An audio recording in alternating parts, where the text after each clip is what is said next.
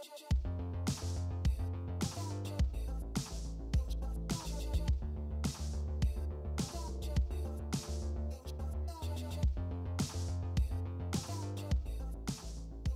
on kyse parhaiden talenttien hakemisesta meidän kahteen uuteen Clarion Hotelliin, Clarion Hotel Helsinki ja Clarion Hotel Airport, jotka avataan lokakuussa 2016.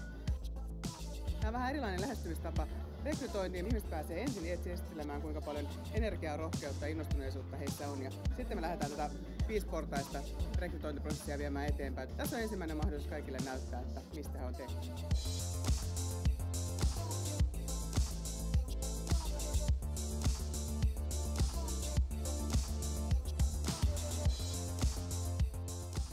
Within these 2 minutes, you see a lot. You can see the person's personality, their attitude, if they have the passion.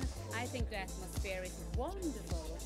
So much energy and so many brilliant candidates. And this is something new and this have never happened in Finland before. Nervous? Excited. One day I'm gonna tell my children, like, you know what your mama did? Totta kai vähän suplikki pitää olla, ettei lopu juttu kesken. Sulla on 2 minuuttia aikaa, niin kannattaa käyttää se koko ajan.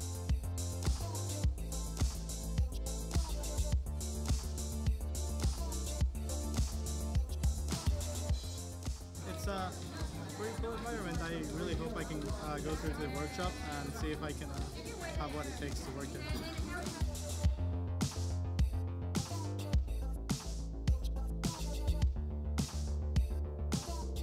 It was quite a nice experience, really. I didn't expect it to be such a friendly atmosphere in there. Yeah, it went like that, and it was really nice. Be proud of what you are and who you are, and amazing things can happen.